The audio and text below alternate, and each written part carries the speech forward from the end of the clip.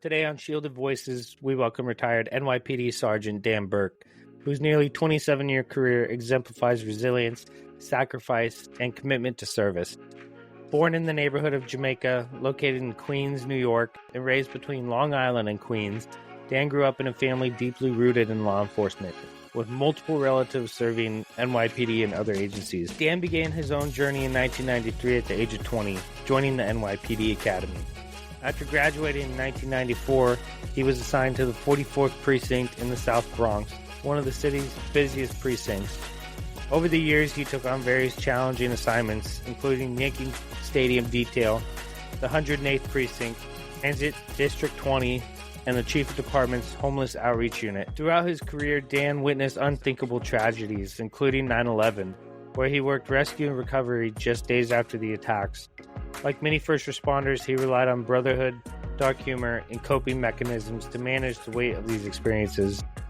Now retired in St. Augustine, Florida, Dan reflects on his service with honesty and humility. He's here to share his story, highlight the impacts of trauma in law enforcement, and discuss lessons learned from a lifetime on the front lines. Please join us in welcoming Sergeant Dan Burke to Shielded Voices. Welcome, Dan. How are you? I'm good. How are you? Not too bad. How's Florida treating you? Treating me great. Thanks. I appreciate you joining. We're joined by Brian as well. Hey, Brian. Howdy. So, Dan, Cool. Your story fascinates me, but I want to start off with kind of how we know each other, how we met. So, it was over 15 years ago we met playing Xbox. Do you remember your first interaction with me? I don't know the very first, but I do remember your dad passing off. He had to run and do something, and he's like, my son's going to play. Yeah, And so I don't you know think my we dad put two too. and two together, that you were 15 and we were a bunch of adults talking smack. And That's where I you learned heard all a my lot of trash stuff. talking. Yeah, I would say the Xbox game lobby is what made me have thick skin. I just have to point out, you guys know how this sounds, right? A grown ass man was playing Xbox with a juvenile. I wasn't going to bring it up. I blame his dad, so Right. Yeah, but then put him out like P. Diddy. Yeah, right. That connection was made that my dad's a firefighter and you were a cop. Do you remember that Yeah. point? Oh yeah. Yeah. So then we just stayed in touch throughout the years. I invited you to my wedding, but you never showed up. That's fine. No hard feelings. But then You sent a gift. Yes, that's true. We continued to stay in touch. You were part of an inspiration of me getting into law enforcement as well. I remember asking you questions when I was growing up about law enforcement, and when I started as a cadet, reserve police officer, and finally getting hired on full time. I know that your family's deeply rooted with law enforcement connections as well as New York Fire Department. Is that correct? Yeah, we have one or two stragglers who went to be rubber men, as we call them. Yeah, just like my dad and me, right? Yeah, Firefighter yeah. and cop. We call them second responders here. One thing that piqued my interest is I asked our guests to send us bios before they get on the show. That way we can kind of understand a little bit more detail. And I see so many of your family members, including your grandfather, who was NYPD 1924. Yeah. Did he ever share any interesting stories with you? No, unfortunately, he passed away in 1956 when my mother was 12. So I never had any interaction with him. He was much older than my grandmother. He was his second marriage, and that's pretty much, he was an older man, so he passed away. He was still in his 50s when he died, but... And you have three great uncles, NYPD, one left for FDNY, and then your mom, NYPD as well? Originally my mother and father were transit police. They were separate police departments until the NYPD sucked them up in 95. So they retired. Well, my father retired transit, but my mother retired NYPD. We were on at the same time for a few years. So. Okay. Then you have cousins that were also NYPD? Yeah, I had some cousins. One of them unfortunately passed away from 9/11 brain cancer as a sergeant, pretty much as far as the cousins go. Then I have my brother, stepbrothers, my stepfather, a whole bunch of us. Did you feel it was kind of a calling because your family did this, you needed to do it? I don't think I knew it at the time. I was actually going to St. John's University thinking I wanted to go to law school. And after starting to take courses, police science and whatever else, criminal justice, the more and more I didn't want to become a lawyer. Especially defense. Exactly. And so I kind of ditched that, and I didn't know what I wanted to do. And literally 3 years into college, I got called for the NYPD. I was 20 years old. So, good benefits, decent pay, and, the family tradition as well, I think kind of pushed me more in that direction. And I took it, and that was it. I left college. What was the hiring process like for New York? You take a test, and they can run tests concurrently. So there'll be 3 tests at the same time that they'll hire off of, but the oldest test will be senior. So if they call somebody, they'll call from your test first. So I'll have seniority over someone on a later test if we're hired in the same class. Okay. And what was the academy like? It's funny, everyone thinks NYPD, you watch CSI and all these things, and it was nothing like anything you've seen. It was more like Hill Street Blues, if you remember the old He's show. too, he's too young for that. White, I have no idea. Oh, it was not black and white. Stop it. Let's just the key line from Hill Street Blues. Let's be careful out there. That's it. Like, come on, Mitch, you little kid. Jeez. There was no technology, nothing. It was real basic. Everyone thinks NYPD had the best stuff. It was really more just feet on the ground and knuckles and sticks. That was it. So then you graduated the academy in 94? Yeah. The end of March, April 1st, 1994 is my graduation date. And that was held at Madison Square Garden where they do it. Okay. And then what was field training like for you? Field training was fun. It was, let's see, you get sent to the Bronx. The precinct I went to got 54 of us, and it was during Bill Clinton's Safe Street, Safe City, so they were hiring a lot of cops. Basically, just from the frying pan into the fire, just take your crap, and here's a map of the precinct. Go stand on this corner, and you can walk 2 blocks in each direction. That's it. Did you say stand? Oh, yeah, we walked foot posts. So it's all okay, because I've heard, we all on this side of the coast, we always hear these stories that in New York there's like 5 cops for every square block in the city. So is it literally like just mostly foot patrols? Not as much anymore. Manhattan still is. In Midtown, certain areas you'll have cops on foot. Times Square, things like that. Rockefeller Center. Like years ago, no. There's most guys are in cars now, unless you're in transit or in the housing projects. You would still have foot posts. Wow. Better be in shape. Yeah, and a lot of buildings in the Bronx, 6-story walk-ups, no elevators. Anytime you had to run up there for man with a gun or officer in need of assistance, you were running up 6 stories before you got there. So you were winded before you got to the poor guy up there. What were the do you remember what the physical fitness standards were when you got hired? Yes, completely low. And they've gotten lower, believe it or not, because they having a real tough time getting people to hired. Get hired now, which is not shocking. Right. Back then, you had to be able to run 1.5 miles, and of course, it was age categories. So I was 20. I think I had to do it in 12 minutes, which is still honestly is a joke in my opinion. Right. You get older, it's up to like 15 minutes, depending on your age. Like the military, sounds like. Yeah, you had to jump over like a 4-foot wall. And it used to be a 6-foot wall, but then to hire more women, they dropped the size of the wall because they couldn't get over the 6-foot wall and things like that. Simple, you bench press 50% of your body weight, which was also a joke. Wow. Yeah. Yeah, right. Wow. And maybe some body fat things they did, the calipers and stuff. Mm-hmm. Some guys got put on review for their weight, and they had to lose weight before they graduated. But it was and then basic. Is it a one and done? Once you do that, is there any physical fitness standards for the rest of your career? That's it. Nothing. No, they get done after that. Yep, that's same on this side of the world. The only medical stuff they would do for us would be, which they no longer do, is after 9/11 they had all the hazmat CBRNE training we went to and the suits and all that. Yeah, you had to get a physical test for that, but it wasn't tough. It was really mostly blood pressure and things to that effect. You have claustrophobia with the mask on, things like that. Yeah, that's a real thing. Oh yeah, it's those masks and those suits aren't fun. Yeah. Dan, what was the size of the department at the time you got hired? Oh, let's see. When I got hired, it was about 32,000, and then by the end of Giuliani's term, which I graduated during, we were up to 37,000. And that's not including civilians. That's just uniform cops. Holy shit. Wow. Yeah. Yeah, that is crazy. You think with that amount of people, there's a lower standard to police work in New York?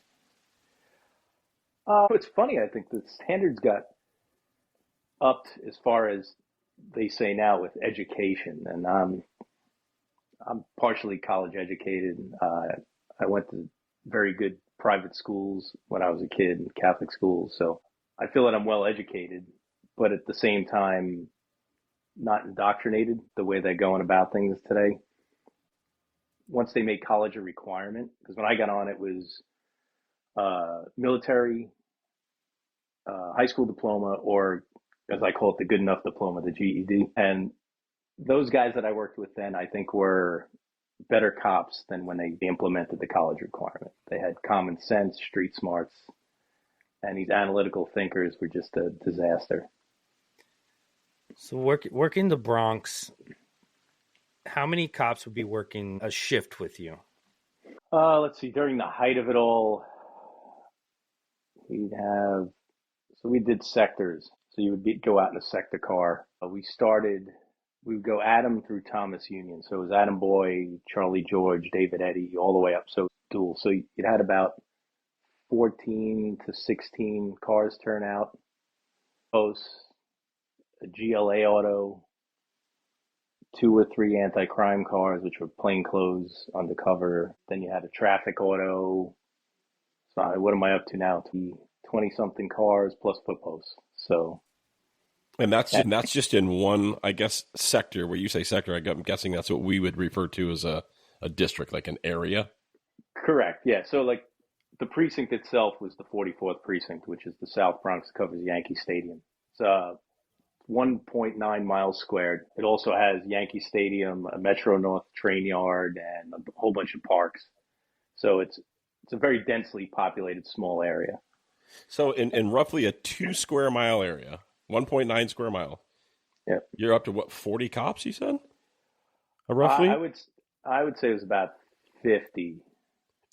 Because that would be nice. Had people who worked inside. Right? You had a telephone switchboard operator, assistant to the desk officer, radio, the guy that handed out radios would also do station house security, do basically laps around the precinct, make sure no one was breaking into the cars and stuff like that.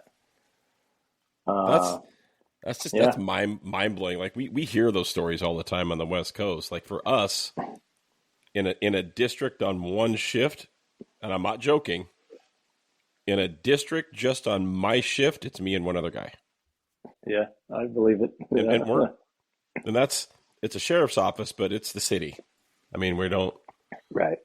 Yeah, or where I work, it's just me. Yeah. Your district, it's just you for your whole shift. Yeah, wow. You end up relying on someone in the next district to back you up if something bad shit hits the fan. Oh yeah, covers a long way out when you're working out there, out in the boonies. Yeah, wow. Yeah, rely on state police and neighboring agencies. I think if I called for help, it would take the first car to get there 2 to 3 minutes, and that felt like an eternity. I can't imagine, rolling with somebody for 15 minutes or something, or whatever. It's fun sometimes, that's for sure. But when it's not fun, it's not fun. That's the truth. Yeah, when you're losing, that shit ain't fun. Hell no. So working 44th Precinct, is there a specific call or a specific incident that you remember the most? Yeah, I mean, there were a lot of things that went on there. The most that I would say sticks in my head the most is probably the 1-year-old child that took a header out the 5th floor window. Obviously, we weren't there for when it happened. They couldn't find it. Actually came over as a missing child. And when we got there, we started, you do the initial search, you do basement to the roof and then the perimeter of the building. And immediately out in the side of the building on the walkway, the child was found. He took a header. They put a cooler in front of the window for the party, and the baby, I guess, climbed up on it and went out the window. And is this? I kind of knew the baby was dead at the time, but we had to just scoop the kid up and rush him to the hospital. We couldn't even wait for EMS. Is this early in your career at this point? Yeah, I'd say I was in about a year and a half, 2 years when that happened. Oh, yeah. And a lot of the bad things probably happened around a similar time, The ones that of memory, and I guess that's probably why they're etched into my brain. Right, it's right out of the gate. Like, here's brand new rookie cop, and here, buckle up. Here we go. 2 weeks into getting to the 4-4, Sean McDonald, who was murdered in the line of duty, came out to class before me, and he was actually my partner's partner before we were partners. He was murdered breaking up a robbery of a bodega. I didn't know him very well at the time, here and there passing, but that was impactful. You just get to a place and the cop gets killed and you're like, well, where am I working, So this is 2 weeks into your career, and were you on? Did you go to that call? Did you respond to that call, or was it just something that was known? I wasn't working that day, but they called us all up and said, hey, everyone come into work.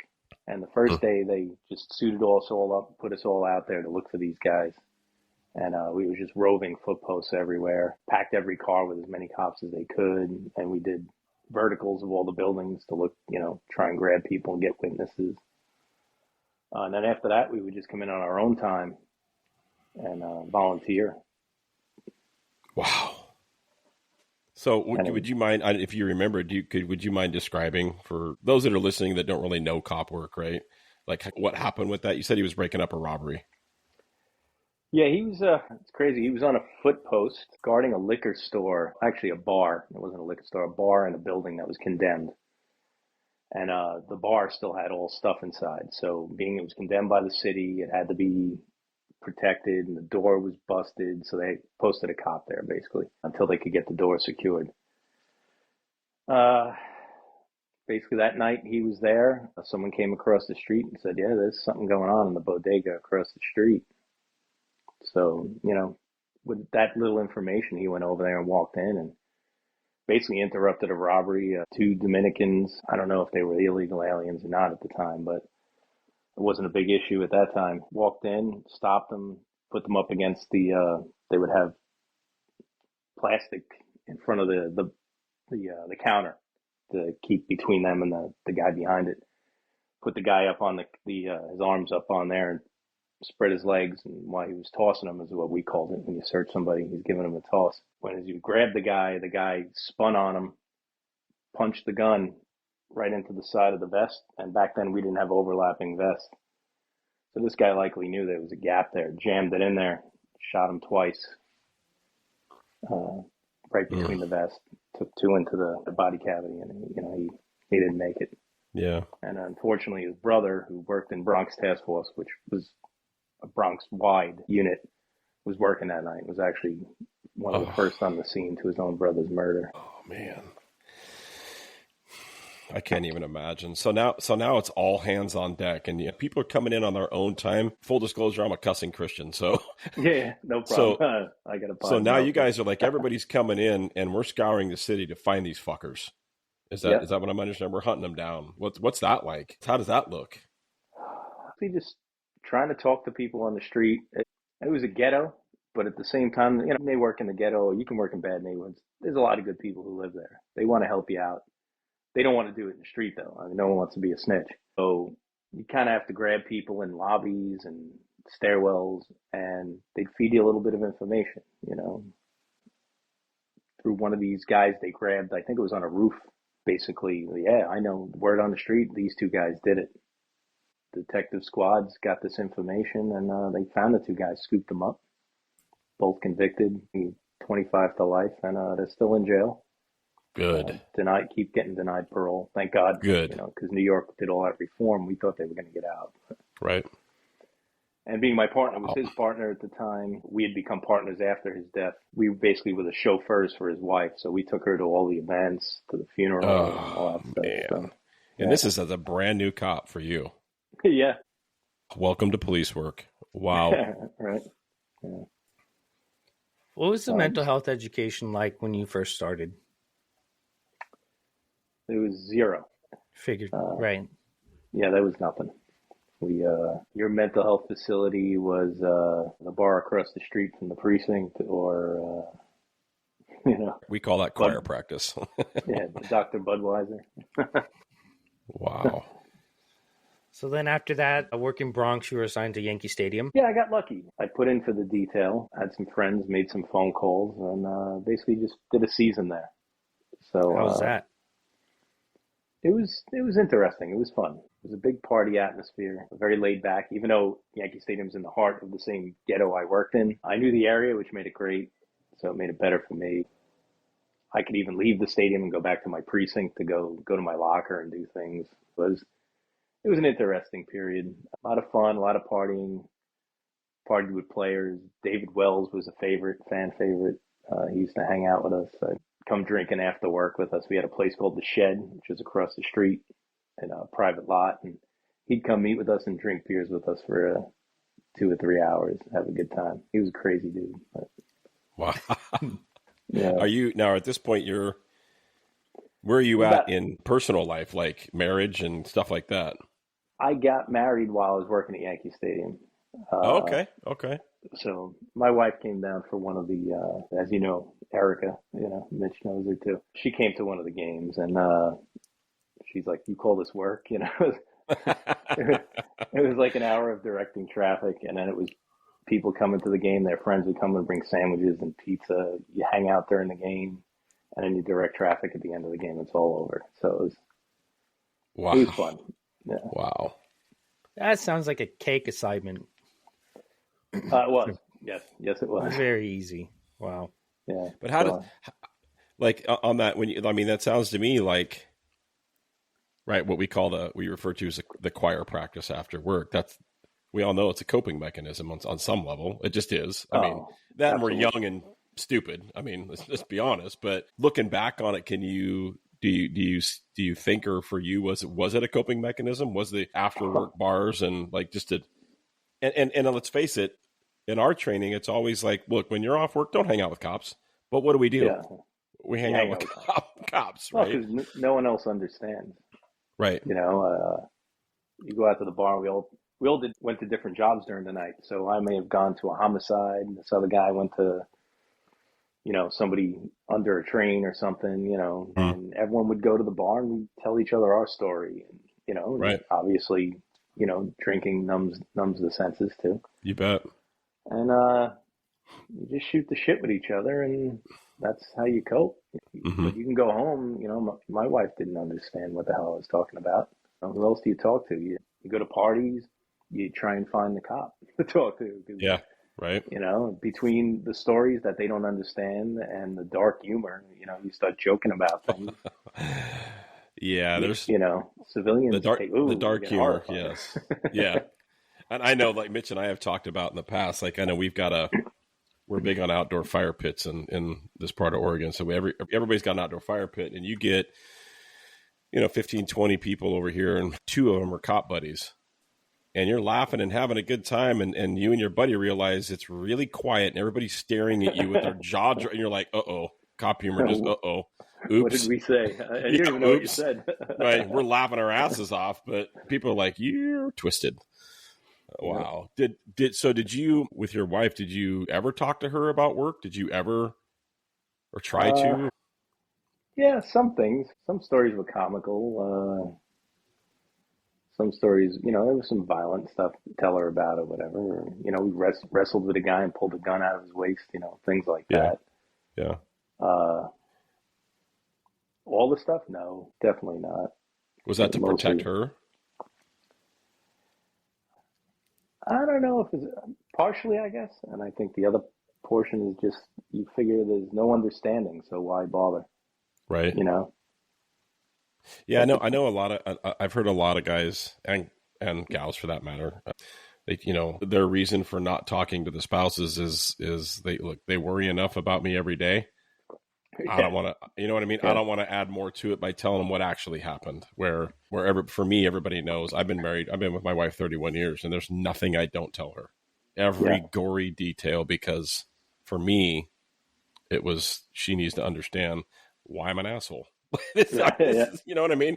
This is it. Well, so here's why. She got enough. Yeah. She got enough stories to know why I'm mental. Right. Yeah. But, some of them are comical, and, I know she gets a kick out of some of them. We had some parties for my partner, who he passed in a car accident off duty. So that was pretty traumatic. He was, my wedding party, but, my best work friend, and great family. His family treated me like I was one of their kids. We still talk to this day and all this stuff. And he passed in 2001. Yeah, just before 9/11, he died. And we had outings for him. He was loved in the precinct and in the 4-4, and we'd have big outings. We used to call him the Bronx duty cop. We always had a thing. You had a duty captain. This captain would run the whole Bronx for the day. And if something big happened, you had to call the duty captain. So his nickname was the Bronx duty cop. Everybody knew who he was. We had a big party, and one of the guys turned to my wife and goes, don't let him fool you. He comes home a hard day of work. It's not hard. He's like, this is like romper room with guns. He's like, we're just a bunch of kids. We make pranks with each other, and I love it. Things like that. Oh, definitely sounds like a lot of similarities. Wouldn't you agree, Mitch? There's the conversations. Yeah. I mean, you should have heard the conversations we were having just yesterday. Our conversations are disgusting. Like half of me vile. Oh, yeah. Yes. I gotta pray. I gotta pray after most of our conversations. Yeah, I find a lot of the people down here in Florida, they're very pro law enforcement here and stuff too, which is another good thing. But they always want to hear stories, so you got to give them some. They just eat it up. They love it. They love the insanity, Mm-hmm. The difference between like where we work compared to New York, where you have 37,000 plus cops, is just mind blowing. And so we want to hear those stories, and it's very interesting. So that's why we appreciate you coming on here. One of the parts that I read in the bio, you worked 108th precinct. What's that? All right, so that's in Queens. In 2004, I got promoted to sergeant. It's basically a test. My brother and I both got promoted. He got promoted the year before me. I went to Queens. He went to Brooklyn. He was already in Brooklyn, but he went to another part of Brooklyn. I went to Queens because I didn't want to pay the toll to go to the Bronx anymore. We didn't get free tolls, unfortunately. So I went to Queens, called up the chief I knew, and he kind of helped me go places. Nice guy. He was also originally a transit cop, and he knew my mother, and my stepfather had worked with him at one point. So that's helpful too. Yeah. So right off the bat, he kind of took a liking to me. So,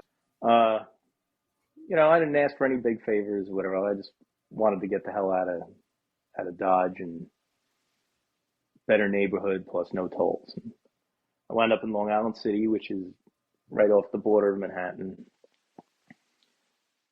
Turned out to be a great little place. We always had nicknames for each other, Queens Marines. We used to call the cops in Queens because it wasn't as busy there. Kind of slow. It was kind of break their balls, And then you had Staten Island. We used to call that the screen door because it was very open up there and whatever. One of the precincts, actually, their back door was a screen door. So we used to break their shoes about that too. So it was, every borough used to fight with each other. Manhattan was the place you went where they broke balls the most. So you either wanted to go there because you wanted the big lights in the big city, or you got stuck there and you hated it because that's all they did was break balls all day. So, when I got to Queens, I was very well accepted because I was very laid back, because that's where I came from. And, the cops bent over backwards for me. They worked really hard for me, which got me places straight from patrol. I did a few months on patrol. They sent me to field training, trained the new rookies, me and two other sergeants. We did that. And after 6 months of that, they put me in anti-crime, which is basically plainclothes, street level stuff. Nothing big. You're not doing investigations. You're just kind of driving around looking for crazy shit going on, break up a robbery or something, things like that. And that's it's funny to hear because that would be my dream here. Yeah. Okay. Right? A street crimes unit. Yeah. It doesn't exist. It doesn't exist. Not in our area. I mean, not in the Portland metro area. I would say it exists, but not for the west side of our area and agencies out there. And it's like, that's all we want to do. We want to find bad guys and stop crime. That's what the taxpayers are paying us to do. So to hear you say like, yeah, it was no big deal. Like, break up some robberies. Like, I'm going, holy shit, this would be amazing. I'm moving to New York just to be a cop. Like, yeah, that would be awesome. That would be awesome. Is there like what's the is you guys have like narcotics teams? Yeah, you have narcotics is in the detective bureau, and they're assigned to just narcotics. That's all they do. They do investigations, they do search warrants and all that stuff. Precinct level, we had what we called SNU, the Street Narcotics Enforcement Unit. It was similar to anti-crime, plain clothes, unmarked cars, and all you did was drugs. That was it. Mm. But it was street level. They didn't let you do like major operations. If you ran into something and the guy said he was a CI, confidential informant for the bureau, you had to cut him loose. Yeah, I can imagine it's pretty rampant in a city that's that dense. I can imagine just like Portland here, tripping over drugs. It was exactly. Everywhere. Yeah, and the '90s as well. It was crazy. Crack was the thing. Oh yeah, that's true. It was wild. A lot of homicides and stuff. Yeah. The busiest precinct in the city. Really top 3 in homicides and stuff, Wow. For a little precinct. The number 1 was the 7-5, which everyone sees. They had the TV show. Michael Dowd did he was the criminal, the bad cop, the guy that was snorting blow off the dashboard. Yeah. All that stuff. That was that's when my brother started in the 7-5. Funny, we both started in the shittiest precincts. Wow. And they were 5.5 miles squared. Just to put it into perspective, we were under 2 miles squared, and they were 5. And they were marginally more homicides than we had. And we were busier due to radio runs. We had the most radio runs in the city for decades. Isn't it interesting, Mitch? He talks about homicides the way we would talk about like a theft 3. You know what I mean? It's super common. I mean, it's a packed city, so I mean, yeah. When I was in the Bronx, I mean, I had literally seen. I'm gonna say I was first on the scene, or at least first, second, or third on the scene for at least 30 homicides. I'd say. Holy shit! Just in that precinct alone. And that's not including, like, after that, I've responded to homicides for, in Queens and things like that, yeah. So, I mean, I probably 35, 40 homicides I don't know that we've had that in 10 years in our entire county. Yeah. No. I mean... Wow. Then you got the ones where they were just likely to die. They become big crime scenes, and the guy survived. But those were countless. I don't even know how many those were. Oh, jeez. Wow. I'm just jaw-dropped. Like hearing the difference in I've had the experience of, I went through some training at FEMA, and I got to go through this training with a couple of NYPD dudes back in the day. I couldn't even tell you their names. And hearing these similar stories, and me and my buddy that I'm there with were like, what the fuck? What? What? It's just, yeah. They're like, yeah, you get in a fight every couple of days. And I'm like, wait, what? Like, that's just a normal day. And I can't imagine. And then leading up to, for you, now this is all leading up to 9/11. So where are you working during 9/11? 9/11, I was still in the 4-4, doing patrol. And basically, I wasn't there that day. I was at home. I was off duty. I had one son at the time and one in the oven. And we had my oldest son at gymnastics. He was doing gymnastics, kid stuff. He was, sure, I don't know, 2 years old or something, 3 years old. And we were in the office sitting there, and it was the old school thing. Like when you were in school, I used to roll in the TV on the roller. Oh, yeah. Yep. They had one of those things, So this is, 2001. So it was still dated, but they were still using them. And watching it on TV, and next thing you know, it comes up on the screen, whatever we were watching, you know, plane hits World Trade Center. I'm like, what the, wow, something must have happened, got off track, or who knows, you know, thought it was an accident. And then, of course, right after that, the second one hit, and I'm like, oh, it's no accident. So we collected the kids, and we went home. Within minutes of getting home, my phone's ringing. You're activated. Time to go to work. Yeah. So that was the one time in my career I didn't have to pay the toll to go to the Bronx. Right. The one freebie I got my whole career. Right. So did you end up working Ground Zero?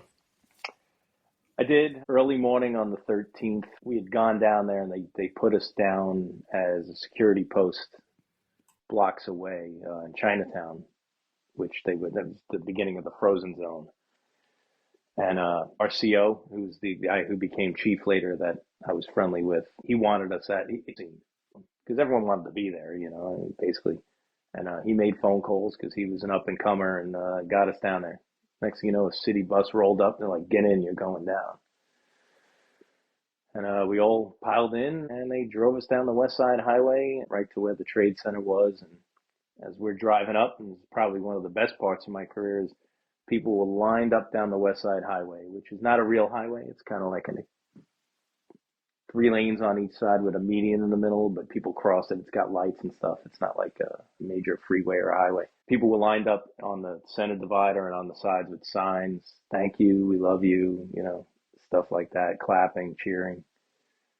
That was probably one of the highest low points in my life, if I can put it that way.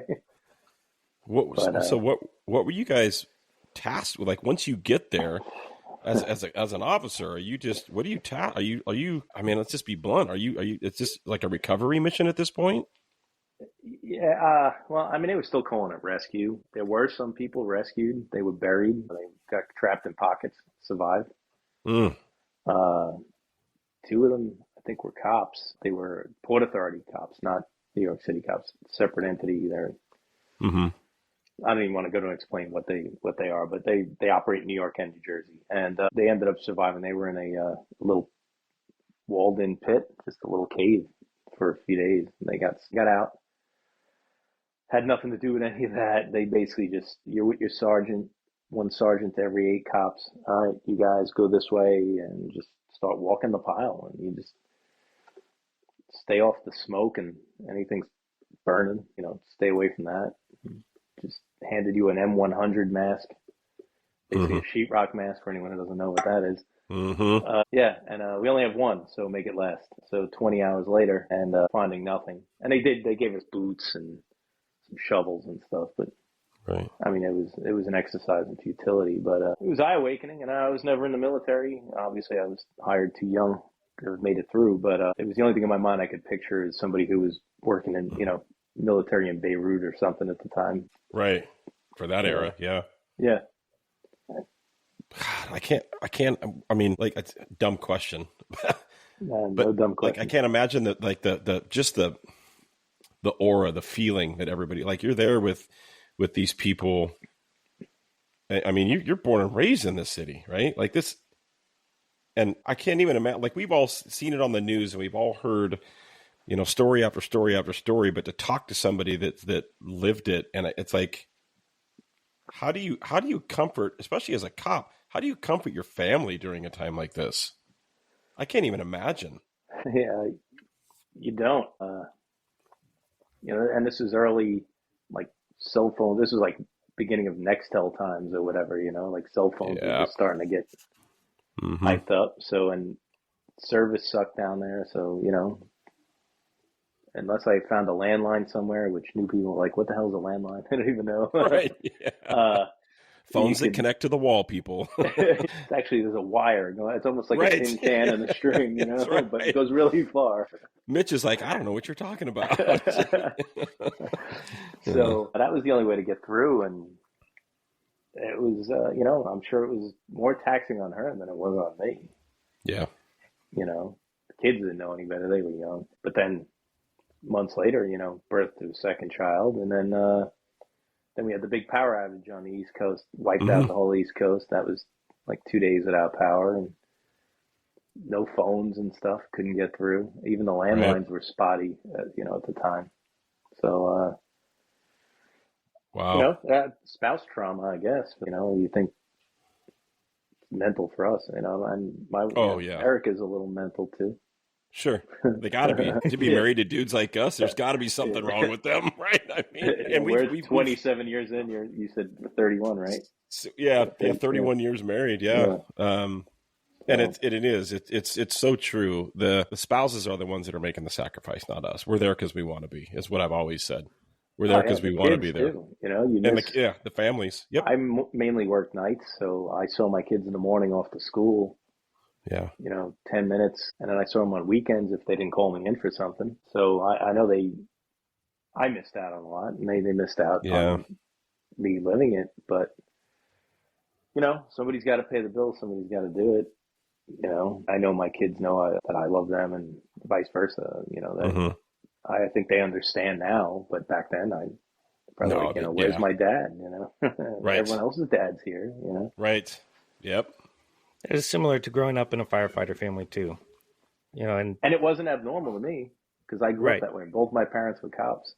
I was basically with my grandmother or my great uncle or something. They were home. They lived in the same house. My mother had a 2-family house that they lived in with us. So I was happy to have that. Still not the same. Your mom's not home. It was.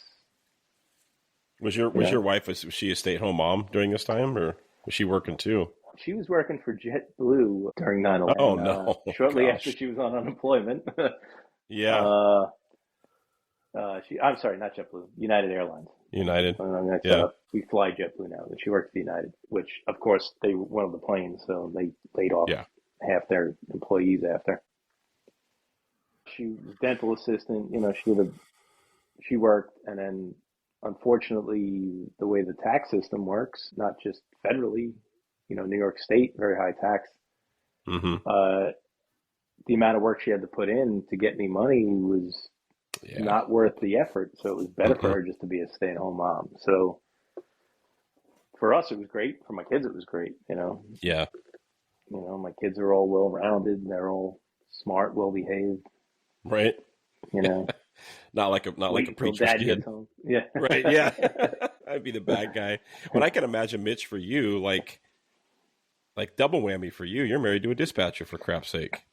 Correct. And that's one thing my kids are going to understand is how I grew up too, right? With my dad not being around during holidays or being able to take time off, my kids understand that because of my wife and I. And I think we're fortunate enough that we started our careers so young that we can afford to have that time off or that seniority to take holidays off or build those relationships with people that we're close with, to where those other guys that we work with, guys and gals, don't have families yet, and they're willing to trade that time for you. So just be more cognizant of family is number one. It's the most important based off of how I was raised. No doubt. And I'm glad you said that, because early on when I had no kids, I would say, for me, I would take Christmas Eve as my day. Pretty much you all kind of piece of the holidays, whether it was Thanksgiving or whatever. I missed tons of Thanksgivings. Christmas Eve was my day. Christmas Day and New Year's was just, whatever. If they needed me to work, I'd work. If someone wanted off, guy with family with kids, you go. You go enjoy your kids. That's right. And later on, people reciprocated the other way too. And then you had guys who were Jewish that were like, hey, Christmas is meaningless to me. I'll work Christmas. You guys get off, Nice. Vice versa. You need off for Hanukkah, Yeah. Things like that were cool. My wife and I, just a few days ago, were talking about holidays, and this Thanksgiving was the first time I've got to be here for Thanksgiving in, I think it was 10 years. Yeah. Right? Because, it's not like you can, everybody's like, I don't understand. You guys are working Christmas. Like, okay, use your logical thinking brain. If cops got holidays off, and they're like, oh, I guess I never really thought of that. Who's going to respond to the family disturbances? Right. Yeah. Right. Yeah. The pays for it too. Yeah. It was good that way. And, we always did things at the precinct. We'd everyone bring in food, everybody pick something, bring it in. and we'd all get to meet and have our Thanksgiving dinner. You know, somebody made the turkey, or we chipped in and bought it from somewhere or whatever. And same thing for Christmas, New Year's. You know, unless you were working downtown on the detail, then you would just trap down there. But luckily, I didn't have to do that much. I wasn't big into the New Year's Times Square thing. Wasn't really my thing. A couple other, there's some things that you mentioned in your bio that seem worth bringing up as far as, your own mental health. And I want to get to the point of like mental health awareness towards the end of your career. You've mentioned, the 1-year-old that fell out of the 5-story building. You also mentioned 96 police officer Kevin Gillespie was murdered. Yeah. Second on scene. Yeah, neighboring precinct, the 4-6 precinct, just north of us, another extreme ghetto too. They were in the top 10 as well. We almost considered them like an extension to our precinct. That's how bad it was there too. And we were on different radio divisions. So we were on a division with the 4-0 and later on the 4-2, but whatever that switched around. The 4-6 was on with the 4-8, which is another precinct. So we didn't hear it over their radio division. We heard it on ours because he was in street crime, Kevin Gillespie, unmarked plainclothes. All they did is they were citywide. They drove in all 5 boroughs and they drive around. They were usually in the ghetto precincts looking for guns. The big thing was getting guns off the street. And they ran into these guys following a stolen car. I'll never forget, it was a white BMW. They were following it. They put it over, but they put it over our division, which is the wrong one. So we heard it. The precincts are very small. 4-6 is a little bit bigger than us, but pretty close in size. So they weren't far away, maybe about 12 blocks into the neighboring precinct. So we just started heading up that way. And then all the screaming over the radio, shots fired, 1013, which is officer needs assistance, 1013, 85 forthwith, whatever, 2 different radio codes. We shot up there, and I wasn't with my regular partner. He was off that day. I was with another guy, and wound up being second on the scene. We got there. Honestly, when we first got there, we didn't know if he was a cop or a perp. At first, we thought he was one of the perps. So we grabbed him, rolled him over, and he's got his vest on. Color. We used to wear plain clothes. You wore the color of the day. I don't know if that's a thing by you. We used to wear wristbands. Like the ones they didn't even have wristbands anyway. You would take headbands and double wrap them around your wrist. So the color of the day would be orange, let's say. You would wear an orange wristband. So all the uniform cops knew you were another cop. Holy shit. So you had the color of the day on. His gun's on the floor. We realize he's a cop. You wear your shield around your neck. That's dangling. So luckily, too, my sergeant was one of the first guys there. And he was one of my training sergeants. He was really cool dude, pretty badass guy. He'd been through shit, shot people, killed people. So I'm glad he was there. And EMS shows up and they're like, well, he's gone. Well, like that doesn't matter, like this, they're like, well, he's DOA. He stays, it's a crime scene. Sergeant grabs the guy in EMS by his throat and he goes, cops don't die on the street. Put him on a fucking stretcher now or you'll be on the fucking stretcher. Wow.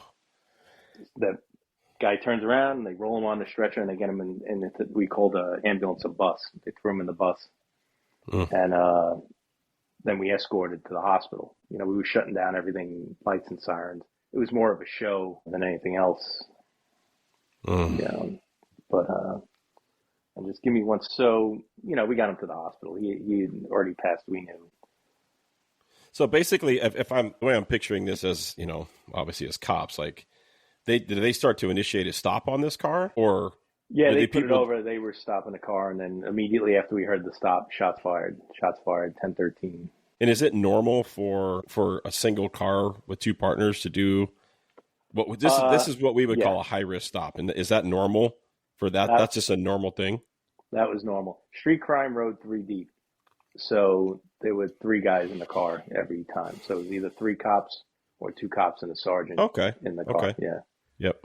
Which is better, but still not, ideal for us. Right. Yeah. Yeah. So I'm guessing just like we try to train for, right? That car stops and it's game time. Now it's a gunfight. Yeah, you do. We call them felony car stops, whatever. Yep. We do it. Everybody out, hands on your head, back to me, all that. But yeah, I don't think it ever got that. I think they came out guns a-blazing. That was it. Yeah. And if I remember correctly, one of them got killed too. The other two were rounded up later. Oh, good. They were caught. Okay. Yeah, everybody was caught. And, good. Once again, convicted, still in jail. So good. Shockingly, especially for the Bronx, Yeah. It's not a very cop-friendly area when the courts were concerned. So. Really? Yeah. Really? Huh. What the problem is? Your jurors are same family members of the people who are getting arrested. So that's a good point. I didn't think of that. Most of them didn't make it past grand jury, believe it or not. Right. And everything was up. Cops and they would testify at grand juries, which you never do. And every one of them was cops planted the gun on me.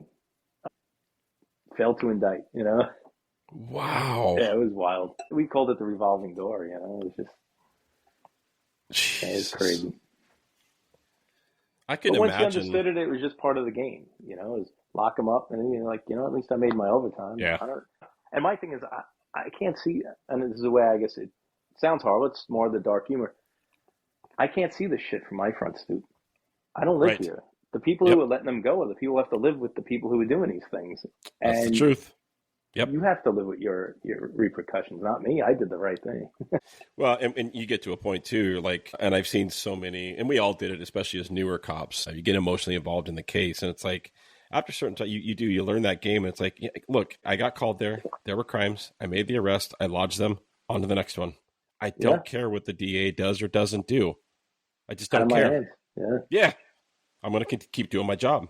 I mean, some of them hit kind of close, right? The ones that for us, we do all investigations from A to Z, unless it's a homicide where you get there, you call detectives. By and large, pick the call. We do it from A to Z. So we're very heavily invested in each incident and each call. So some of them you're like, really? Like I put a lot of time and effort into that, and you're just going to be like, nah, they're good. Like, so I get it, but after time you're just like, yeah, I don't give a shit. I'll see you on the next one. Yeah, it is. Basically the whole, and I don't know if you guys use it too, it became a regular thing. It is what it is. Yep. Yeah, absolutely. It's way out of my control. I can't fix it. So I'll just do what I got to do. Yeah, the way we fix is we solve the problem at the time. Whatever happens afterwards, it is what it is. Mm-hmm. Yeah. That's all you can do. A lot of times that solving the problem is like somebody's going to jail. We got to solve the problem because we can't keep coming back here tonight. So, and I'm not saying that we, make up probable cause, right? But we have discretion. And there's a lot of times where, PC might exist, but we have discretion. It's like, look, you guys need to chill out. But after going back time and time, you're like, nope, we're done. Either one or all of you are going to jail because I want to get my lunch. Like, I'm done with this. Yeah. Dan, can you talk about a memorable incident that happened when you were working the 108th Precinct as a sergeant? Well, a bad one? Yeah. That's probably the second worst of all the things I've seen. Two young boys. It was Section 8 housing. People used to call them the projects, but they weren't owned by the city, so they weren't real projects. Two young Hispanic kids, and ages escape me, but somewhere between the ages of 5 and 8. And the older of the two was playing with matches or a lighter in the lower bunk in the bunk bed. And, people don't know it, and probably I'm sure your dad does being a fireman. Mattresses are just raring to go. And literally he hit his brother's mattress, and it just went up. And this kid was enveloped in seconds. And he was enveloped in flames before the kid couldn't even jump down. That's how the thing just burned right up, torched the kid. His brother, the one that caused the fire, got out. But it did catch the room. It took a while. They put it out. And of course, once it was out, investigation continues. We go up there and, once again, cop mentality dealing with things. Who saw the crispy critter? 3 or 4 year old kid just looked like a piece of charcoal. It just looked like something out of like Pompeii. When they have the body of Mount Vesuvius. All that, like the bodies like that. That's what he looked like. But a little kid. If it was an adult, fell asleep with a cigarette in his hand, I don't think it would be anywhere as mentally. I agree. It's the kids that are the worst. Yeah. That's one thing Brian and I have talked about in the past, but you get sent a call like that, you're expected to show up and do your job, but there also needs to be some sort of level of aftercare. And I think that we have good supervisors that will see that call and recognize that you responded to something tragic or traumatic, and they'll give you the day off. Was there anything like that for you? Yeah, I mean, supervisors had that discretion. Not all of them, utilized it. Later on, and this is much later on, they started up a group called PAPA. Off the top of my head, I can't. It's police officers, blah blah blah. I forget what the whole thing stands for, but basically, it's cops that volunteer and they go through training, like mental health training. You can call it like an 800 number, like peer assistance, peer group. Support kind of thing. Yeah. And you can go anywhere and just call up and like, hey, they'll meet you at a diner over a cup of coffee or something, and you can talk about it and do whatever. And then there's no repercussions from the job, because if you go mainline and say, hey, I can't handle this, then they take your guns away, you're on psych review, you put on, then they transfer you to another precinct. They do all sorts of detrimental shit. And now if you need the overtime to pay your bills, you're screwed because you don't have a gun. You can't make any overtime without your gun. So they did this peer review thing. Now, when it went to the peer stuff, if they thought you were going to kill yourself, they had no choice but to report you. So it was still a gamble, Rightfully so, but yeah. Yeah, no, absolutely. Yeah. But, so that creates this, oh my God, this thing we've been talking about, this whole breaking the silence, right? This creates that stigma of how many officers are out there hurting, but they're afraid to tell anybody because of that shit. Like their career's going to be on the line, or I don't know, God forbid they fart sideways in the wind and some administrator gets pissed off at them and, rings them up. And really the issue is deeper than that, right? Yeah. Like, now let's just say, like you were saying, you want to go through all this. Now, the way it's written is they can't, if you do it yourself, they can't hold it against you. Okay. So now let's just say you start acting weird and you get reported like, oh, this dude, I think he's going to kill himself. And they bring you in and they're like, oh, yeah, psychologists say this guy's nuts. Now they take your guns away. That's on your record. They're not supposed to hold it against you. Now, however, if you self-report, they're really not allowed to use it against you. But they still do. Sure, so if you go for a promotional assignment and that's on your record, and I know guys that had alcohol problems and self-reported, and they went to get a promotion, go to the detective bureau, you go for your interview. Oh, we see back in whatever you had an alcohol problem. Jesus. I thought you weren't supposed to use this, but they did. And no repercussions. Guys sued. Didn't matter. But they were obviously denied the position, and we know why, Sure. So another reason guys wouldn't go get help.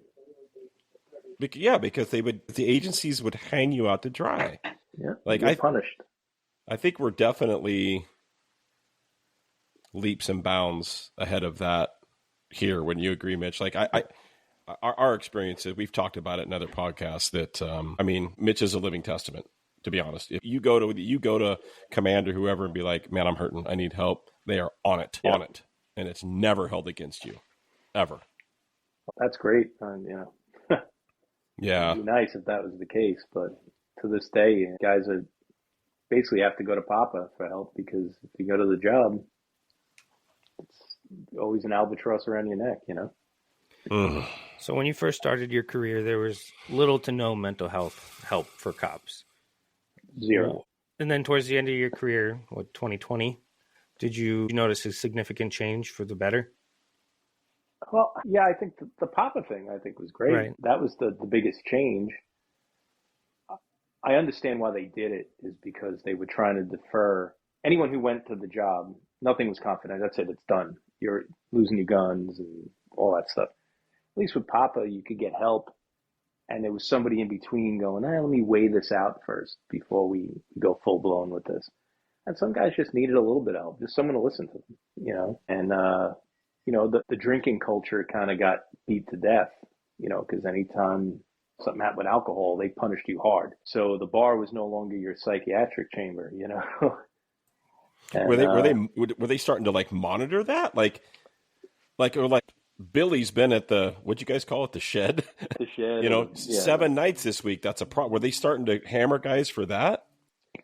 No, they weren't really tracking you. I mean, there were some big incidents that occurred. One guy, he drank for like 18 hours or some shit, and he was leaving, and part of it, he was drinking on duty, and then it continued after off duty, and he ended up like running a family over and killing half of them or something. And once it becomes a big front page event, then all of a sudden they're like, anything alcohol involved, hang them, no matter how minor. So. Oh yeah, because now it's that, man, you're hitting some triggers. Now it's that knee-jerk reaction of, yep. Now it's a big deal because now it's an agency perception issue. Fuck the guy. Mm-hmm. Screw him. Oh yeah, we were all like, hang the guy. I mean, he got drunk and ran somebody over, put him in jail. Yeah. No, I mean, yeah, I agree with you on that, but public, also what I'm saying is the agency's take is, fuck the guy that's having problems. We got to protect our image, and we're going to hang our officers out to protect our image. That's kind of what I'm feeling. That's exactly. You get scapegoated for the most part at that point. Yeah. And we used to have a book called the Patrol Guide. So when I first got on, I don't know if you can see my hands, it was probably 8 inches thick. When I retired, it was 12 inches thick. Right. That's what you took your tests off of and stuff. Getting promoted to sergeant was very difficult because they would take, let's say EDPs, as we call them, emotionally disturbed persons. Dealing with EDPs, according to Patrol Guide Procedure 22106, EDP Procedure 23501. So when you took the test, you had to know which procedure they were talking about. Holy Same shit. dealing with the same type of person, but 2 different end results depending on which Patrol Guide procedure you're using. Which made it crazy, is why they called it a guide, not the Patrol Bible, is if you fuck up, they could hang you, like, it was ambiguous. You followed the wrong procedure. Yeah. So we used to joke about it, you're the guy that they wrote 221-021 right. over, like. Yeah. Yep. And I was part of that crew. I was actually a Patrol Guide procedure myself, but luckily I never got in trouble for it. Yeah. I can tell you with full honesty, standing before God, Mitch has had to go through trainings and briefing because of me. And there's nothing wrong with that, though. Yeah, I mean, look, if you're not, it's always a funny thing in our culture of, you do a career, if you're not getting, I put in quotes, in trouble, quote unquote, you ain't doing your job. You're just not. But like you said, the issue is you don't feel good walking in the door every day because what policy or what procedure are they going to hang you up on because you farted sideways? Oops, my bad. And are you going to walk on eggshells for your whole career? Exactly. And I think, and I've listened to other podcasts with cops all around the country. So again, and I see this every podcast, I'm not talking about the agency I work for specifically.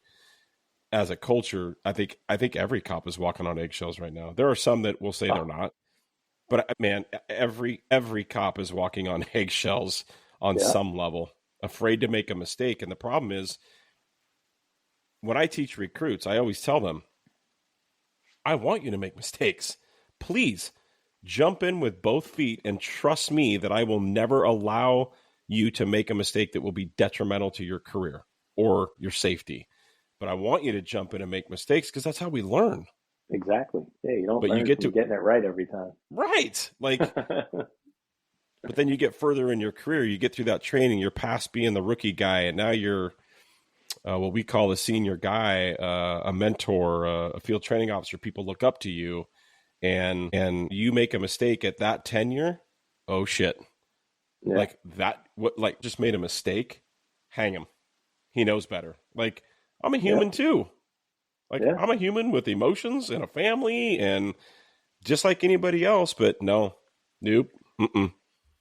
And I always tell guys, as a supervisor, you're on scene. You have to make a decision, right or wrong. Make a decision. You can still call me to the scene, and then I got to make the decision. That's fine. And that's what I was taught too. Just make a decision. You can always fix it if you're wrong after. Yeah. You know, you still may get in trouble. Don't get me wrong, but sure. You know, as long as your heart was in the right place and you can at least articulate this is your trajectory, what you were trying to do. You know, you'll come out okay. I mean, big things, that's a different story. I mean, you know, so I've been to some shit shows, and I've been involved in shit shows, personally involved. Hence why there's a procedure written after me. Right. You know, I'm curious about this procedure, Dan. Do you mind talking about that, or if you don't want to talk about it, we won't. It's fine. No, I'll talk about it because it's absurd. Yeah. The patrol guide, once again, we weren't allowed to use our cell phones for personal use in limited quantity. So you had to, you know, something happened at home, you couldn't, you could call home and talk to your wife. You really weren't supposed to use it for work purposes. So now this is when I was in my plainclothes unit, the anti-crime unit, with my cops, and we were separated. It was me, and I had 5 cops. So me, 2 cops in one car, and 3 in the other car. And they pull somebody over with a temporary license plate. And it was a big thing in New York. People would forge the plates. They would, whatever. So you get a forgery collar. No big deal. And it made it look like you were trying to get GLAs off the road. So they had somebody stop. They called us. Yeah, I'm on my way over there. Now, I had gone to auto crime school, so I knew how to make sure the plate was forged or not. Mm-hmm. And they weren't. They didn't go to the training yet. So I had to go to verify the arrest. We're on our way over as we're driving down, and then we're in unmarked cars. I had this new guy driving me. He was a great cop, one of my rookies. I brought him into the unit because he was a real smart street kid, you know, Colombian kid, real good dude. And going down, and this guy just runs out into the middle of the roadway, and he can't avoid him. So we tagged this guy, nails the guy. Guy goes over the car. I brace myself. You know, we're hitting a person, which is funny. I'm bracing myself like we're going to hit a truck. So I grab the frame, and the guy actually hits my hand and goes over against the whole A-frame in. So it bent the door. So when we finally stopped, I couldn't get out of the car. I had to kick the door open to get the door open. That's how bad he bent the frame. Luckily, the guy survived. Everything else, we're getting sued. And like any other accident, you're going to get sued. It is what it is, you know. So, of course, a month and a half later, we all get called down to what we called inspections, which is like miniature internal affairs, in a sense, to get interviewed for the accident. And we all go. We all have the same story. Listen, the guy ran the street. Now, the guy was drunk. Saw us coming. Instead of waiting, he bolted into traffic. He was holding hands with his wife. He let go of his wife and bolted. He looked like the Rhino from Spider-Man. Just put his head down and ran. Right in front of his wife. Luckily, one car was waiting at the red light. They had a red light. They told us we had the red light, which we didn't. The guy that was stuck at the light because nobody could move because of the crime scene, he was trapped there. He got interviewed, and IAB went to him, and he said, hey, my light was red, so they had to have a green light. He was our only witness that testified on our behalf. Everybody else was like, nah, the cop. They called family members came. And people came out of the wood. There was no one on the street, but all of a sudden everybody was there and they knew this shocking. Guy. Yeah. Witnesses everywhere. Yeah. Yep. You know, the bar out front, everybody unloaded. Oh, the fucking cops blew the light. You know, all this. Of course. Shit. Yeah. So all that goes. What it boils down to again is now I'm the supervisor. I'm responsible for everything. So I call the other guys. I go, listen, we're not going to make it. Now, this is all by cell phone. We didn't go over the radio yet because radio traffic was busy. So I was going to put it over on my way to go meet them. Say, hey, you know, I'm going to meet this unit. They have a car stop located over here. Never got to that because we already hit the guy. So now I'm calling for, you know, a bus for the victim, da da da da. All units come, lieutenant shows up, we do the whole thing. Highway comes, they do what we call the AIS, Accident Investigations Squad. Shut everything down because we didn't know if he was going to die. And he survived. So in the end, it all hinged on why is there no radio transmissions until the accident? Our testimony is, well, it was by cell phone initially. And that's how it started. Okay, so now that gets referred back to IAB, well, which gets kicked down to inspections, precinct level. Well, why were you using your cell phone? For business purposes. Jesus. I said, well, how do you think I keep track of it's another tool for me to track my cops. Stay on top of it. You know, I'm not going to give that up, whatever. If you're going to get me in trouble for that, fine. Well, they wanted to hit me what was called failure to supervise, which is a huge thing. Like, you get suspended. Wow. Yeah. So they were trying to fish for that, and they couldn't get down to it. And I pissed them off, too, because they tried to have another sergeant interrogate me. And, you know, you have your delegate with you and a lawyer. And when I turned around and I go, he's a sergeant. I'm not answering any of his questions. If there's not a lieutenant in the room, then I'm leaving. Yeah. So the lieutenant comes in. He's all pissed off because now he's got to work. Yeah. So, you know, I'm a prick because I won't let, you know, the same rank interrogate. I'm like, yeah, screw you. So that pisses them off even more. So now they want to come at me a little harder. So when it's all said and done, the sergeant comes up to me and he's laughing. He goes, listen, that was great. You know, he's like, I've never seen anyone do that before. He goes, my fucking lieutenant's pissed, you know. And I'm like, ah, fuck him, you know. Good. Yeah, so, good. Yeah, fuck him. So he pulls me aside and he goes, listen. He goes, they were trying to get you for failure to supervise. They don't have it. He goes, I'm just letting you know outright. He goes, secondly, they're coming after you for the cell phone, using the cell phone. I said, all right, great, no problem. I leave. So they take my memo book too, and they lose my memo book. We used to do a paper book before they went digital. They take my book, they lose it, which is even better. So I'm like, great. They call me down, they want the book again. And I'm like, you guys still have it. I'm like, you lost it. Who has my book? I want you get in trouble. If I lost my book, I would get a command discipline. Yeah. And I'd lose vacation days. I'm like, whoever lost my book needs to lose vacation days. I'm making an official, where's the lieutenant? So I have the lieutenant come in. Where's my memo book? So-and-so had it. Well, if you can't find it, he better get written up. You'll hammer me right now because I'm under investigation for it. You know. And let me guess, they didn't do shit about the person that lost your book. Absolutely. Of course not. No. So it all comes down to it, and finally now they call me back again for a second interview over the cell phone thing. And the lieutenant goes, well, why are you using your cell phone? So keep track of my cops. You know, it's against the patrol guide procedure, to use your cell phone. I said, yeah, I'm aware of that. I said, I'm just going to say every time I go to a detail, which when you get sent out of your precinct to say like the ball dropping for New Year's or big events, the UN details, you go and the first thing you do is you find, I'm a sergeant, I get my 8 cops, I get their phone numbers. First thing the lieutenant does, he gets my phone number. Yep. The captain usually comes and wants your phone number as well. Okay, great. My personal cell phone number. Okay, no problem. I go, all right, pull all my detail rosters. I said, my cell phone number is written across the top of every detail roster. Oh, and wow. Every single one of those captains. As a matter of fact, my CO calls me every day on my personal cell phone while I'm at work. So are they getting What are we CDs? doing? Are they in trouble? Or I'm just in trouble? And I said, I'll tell you right now, if you hang me on this, I'm suing you. I mean, the job doesn't care if I sue the job, but I'm suing you personally because you're going to write me up for something you can't write me up for. So go ahead, go with it. So there's a policy essentially that you can't.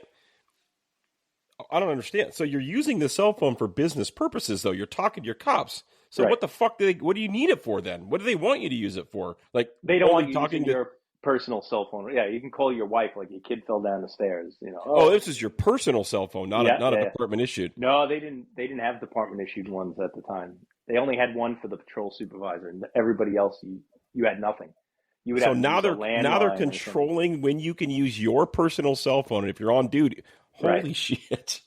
So what's funny is once I proved that point of all these supervisors calling me on my personal phone for business.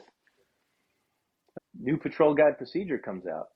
You can utilize your cell phone for department business. So that's how I got written in there. So mine wasn't really crazy. It wasn't. I've seen wild stuff. I'm glad I wasn't one of those guys. But and I'll tell you right now, I would be if you're not issuing me a cell phone. I'm guessing this is back in the day. I don't know, but like we have issued cell phones, and I'm required to, like my wife's job. She's required to have a cell phone. It's her personal cell phone, but guess what? Her company pays the bill, right? Because it's used for their business. That's why they didn't want us using it initially, is because they didn't want to pay. They didn't want to pay for it. Then they gave everyone phones later. Then you had to use those at work, not your own phone. Okay, fine. God. But the funny thing is, they're like, you don't have to take it home, because if they call you at home, then they have to put you on overtime. Yep. The second you pick up the phone. So they didn't want you taking it home. So you leave it in your locker. Yeah. There were no charging stations. So every time I came back to work, my phone was dead. Dead. So I'd get in, plug it in. They'd be like, "Oh, you got to go on patrol." I'd be like, "Well, I can't leave. My phone's dead." You know. Yep. It was just such a. You play the game. Yeah. But why? I mean, you think about that, Dan. Like, why? As silly as that sounds to somebody listening to this, cop or not, why are they? Why like they? It's the dumbest shit you've ever heard, but they are going to do anything and everything to ring you up, and it's like, why? Yeah. It goes back to liability. So if they can go to court and say, "Yeah, we disciplined this dumb cop because he was an idiot and he was using his phone," they hang you out. Well, instead of $20,000, they only have to give $10,000. You know, and they can show because they won't stand by you. Correct. Yep. Yeah, because they would rather do that. Under the bus. Exactly. Yep. They would rather do that instead of standing by you. And I bring up Sheriff Grady down there in Florida all the time. That motherfucker will get on the news and lock arms with his deputies and say, "Fuck you" to the media. Right? Like, where are the leaders like that? Holy cow. Few and far between. Over a cell phone. And you know what the problem is? And the good thing about down here is almost all of them are sheriffs. So they're elected. They don't answer to anybody with the voters. So they don't care. In New York, everything's appointed. So if the mayor and the commissioner don't like you, they just bury you. They destroy you. You know, well, I can tell you here, it's the same as far as the elected official. And again, for those of you that are listening, I'm not talking about my agency. So stop. I'm going to just say stop right now. But the sheriffs have in the past been, because of the commissioners. The county commissioners control all the money. Yep. Right. I do know of a sheriff who I know her personally, and she has no problem telling the commissioners to fuck off, and I love her for it. I love her for it. But they're right. And if she listens to this, and if she's listening to this, ma'am, you know who you are, and I love you. Yeah, and that is rare. That is rare. But the problem is the commissioners control all the money, and there's the perception and the image and all the God. Wow. Well, it's the same thing too. Wow. And, they're in control. They pass you up for promotion or a better detail or whatever it is. I mean, I could have gotten a discretionary promotion, and I was in a position that the woman before me got, and she was a great sergeant. She had some stuff going for her. She was a Golden Gloves boxer and stuff, boxed for the PBA team. We did the same job basically the same way. I may have been a little more abrasive because I'm just I'm a tell it like it is guy, even if you're a chief. I don't, this is how it works. Yep. Some of them didn't like that. So she had gotten promoted to sergeant special assignment. So you get lieutenant's pay for doing sergeant's work. I was put in for it numerous times, and I actually got more productivity out of my cops than she did. And I was denied it 3 times. Why? Because I wasn't jerking off the right people. That's put it in.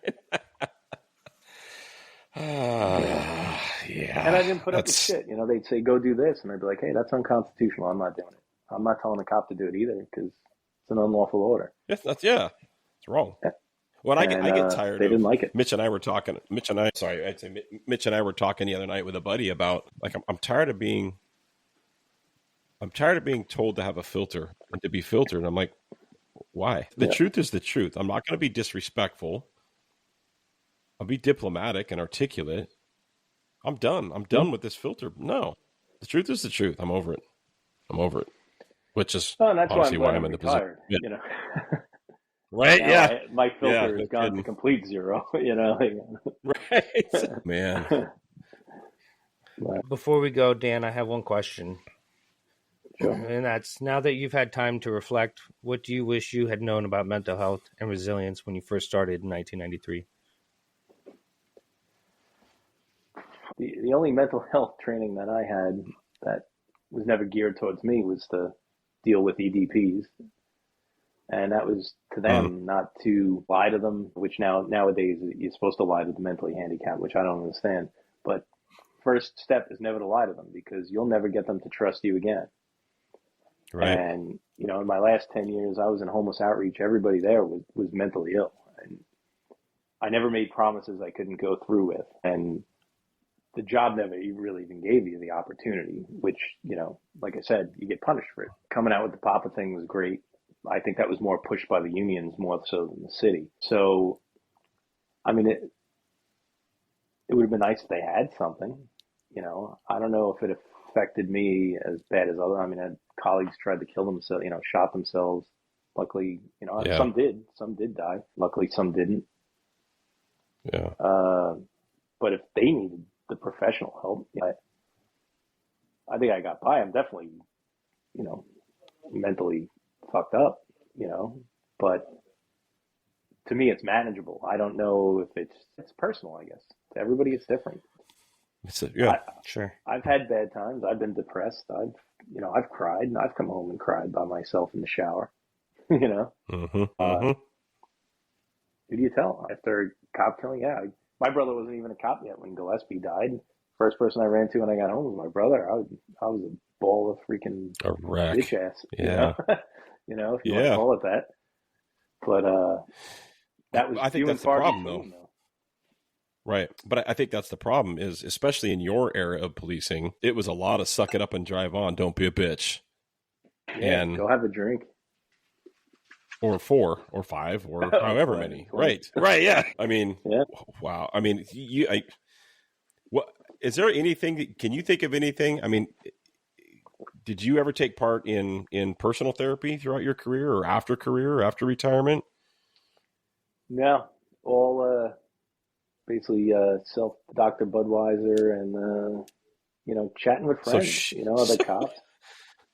Yeah, which is actually I mean, like we laugh about the Dr. Budweiser. Now, obviously, it can be a bad coping, right? If we're doing it in excess, but I think there's something to be said about just that chatting with friends. That's huge. Yeah. Well, chatting with friends is probably the biggest thing to keep you more stable. Dr. Budweiser doesn't keep you stable, but I mean, there were times like back then I was drinking, you know, like now I like to drink to have a good time or go out with friends. But back then, I mean, I was drinking, come home from work, you'd pound 6-8 beers or something. If, you know, you didn't go out after work, sit and watch TV and bounce your kid on your knee, and you know, while you're sucking out a beer, bottle in his mouth, and trying to hold it with your beer, you know. Right. But yeah, that's how it went, you know. And then, you know, Xbox was another way to let off steam, believe it or not. I mean, I don't do it anymore. I got to a point I was too addicted to it, almost like alcohol. Really? And I was every night I played, come home from work, grab a beer, start playing Xbox, 6-8 beers in, 4 o'clock in the morning, fall asleep. You know, I hear that. I hear that a lot. And I mean, I've never been a gamer guy ever. I started this career at 35, 36 years old. Yeah. So I was never into gaming anyway, but it's crazy to me how many dudes and I don't know how old you are, but I like even dudes my age, that's still the same. They're still doing. Yeah, same. Like they're still doing it till wee hours of the morning. And I'm like, but that's still a bad coping mechanism. It's fine in moderation, just like drinking. I'm not saying gaming's bad. I don't do it because I suck at it. I'm not gonna lie. Like I just suck at it. I can't fucking XX triangle. No, I'm out. Like my friend across the street, he's a retired sheriff from down here, and he's a huge game. Now he's older. He's 10 years my senior. Just about. And gaming. It loves gaming. Like, that's his thing. That's his addiction. He doesn't like to drink, so he games. Yeah. I guess if you got it, Mitch, you can talk more. I mean, that's kind of your thing too, bro. That's the coping mechanism. That's my escape. That's something that can numb my busy brain and just veg out on something, a game, or even this podcast is now my new coping mechanism, my new therapy. But yeah, I completely understand. Gaming is just an escape. Yeah, it was. That was part of it. And all the shit talking and stuff, and it was, I got my tough skin because of you. Yeah, that's where I get my thick skin. Well, Dan, we appreciated you joining us on this episode. It was great talking to you. It was great understanding kind of the culture of NYPD and the mental health or lack of mental health and how it's changed. And, hearing your story, it was incredible. That's awesome. It was awesome, man. I every time I talk to somebody new, I feel blessed and just to hear the differences. And I'm really hoping that like this, just hearing your story, even though it's not, like we said in the beginning of this, it's not always doom and gloom, right? But hopefully somebody's story has an assimilation or touches somebody that's like, I'm not alone in this. And it's okay to just be okay too. This isn't just about bad shit. It's okay to just, to do a 27-year career and go, yeah, I'm a little fucked up on the head, but I'm okay. It's okay to be okay. Yeah. And Dan, I look at you like 27 years in the shittiest of shit, and you're living large in Florida now, man. And like I said, it's December and you're wearing shorts. For that, I want to say fuck you, because it's 40 degrees and raining here, but yeah, good for you, man, and congrats on honestly your career. And I know you hear it all the time because I do too. But thank you for what you've done for 27 years, man. Absolutely. Like you've just in this hour and a half of talking to you, you've set the bar. You've set the bar for people for sure. People have to carry it on, because if we don't have anybody to do it now, we're all screwed. Well, I can tell you, I'm done in about 6 months. I'm done myself for some other. There's administrative reasons and my own personal health that for me, I'll be honest, I can't, weathering through the PTSD. I can't do it anymore. Yeah. It's the all the calls that we've talked about, the dead kids, and the fentanyl shit. You identify and understand what's going on, and you got to throw the towel in. I know too many guys who tried to push it to the end and they wind up in a pine box. Yeah. Yeah. No, thanks. No. So, I've said for years, if my wife ever comes to me and says, look, we can't do this anymore, then that's it. And it took a cataclysmic event on August 6th of literally waking up and my family's gone. Like they don't exist anymore. They want nothing to do with me. I'm an angry, explosive. And of course, in the beginning of it, you're like, well, fuck all you. You know what I mean? Like I'm right. The fuck? Right, like you just like I'm right. And as for me, as I start going through therapy, you're like, oh, you're an asshole, dude. Like you got problems, bro. Well, and I'll tell you, I've been there, done that. You don't know it at the time, but thank God, maybe it wasn't as severe, but it was tolerated.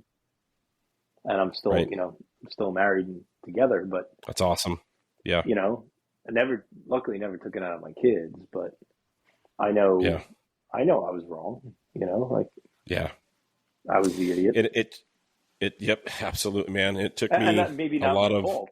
And likewise with you. Sure. It's other part of your brain talking, that's not you. Yeah. That's right. Yeah, it's a product. And for the first time, like my entire career for me, my wife has always supported every shift, every special team, I'm working on the dope team for a while where it's like, I'm not home for 3 days. Like she supported that. And then it's that's cataclysmic event. And then by the grace of God and me pulling my head out of my ass, like I will say that like we are communicating better now than we ever have. Like she is my rock and sticking with me through. Oh yeah. Forget we're coming either. Through it. And Mitch is in a better place because your wife knows law enforcement because of what she does. Mm-hmm. Kind of gets a little more of an understanding. And civilian wives are great, and I chose that. I preferred not to be with female cops because they come with their own baggage. Now, dispatcher is different, but a lot of them have their own issues as well. So it was good for me, but right. And it's our baggage mixed with their baggage. Right. Yes. You know, and finally my wife just said she's done. She's like, I'm not. And even if it was an option for you to go back to this, the answer is no. And for me, that's a no. I don't know what I'm going to do. I have no idea what I'm going to do. I've got 5 or 6 months left in this, and I don't know what God's got in store for me, but I know God's got something in store, so I feel okay with it. And I would encourage anybody listening that if your spouse is reaching out to you, Mitch and I have talked about this a lot, like throughout your career, if your spouse is giving you even the hintest of signals, be open and vulnerable to hearing what your spouse has to say, male or female, because the fact of the matter is this job can destroy your family if you allow it to. And if it comes right down to it, and I know so many people that their spouses told them, look, I'm done. And they said, sorry, I'm going to keep doing this job. And in my mind, I'm like, what? Like your spouse just told you they can't do it anymore and you're choosing a job? Stop. Yep. Stop. Yeah. So unfortunately, we see that a lot with cops. A lot. Well, first responders, period, right? Yeah. Sure. Yeah. I mean, wow. Well, yeah, and again, good to meet you, man. And I, hopefully you and Mitch stay in touch, and hopefully we can have you back on later and talk about some funny shit. We definitely want to do some episodes where we talk about all the funny crap that we've dealt with over the decades. That's for sure. We could do the comedy episode. I'm down with that. For sure. Yeah. Yes, that's got to happen. Yeah. That's got to happen for sure. So, yeah, man. I'll make a little list. Good to meet you. Yeah, man. Yeah, likewise. Yeah. Really, really good to meet you. Thanks for joining us on Shielded Voices, guys. You take care.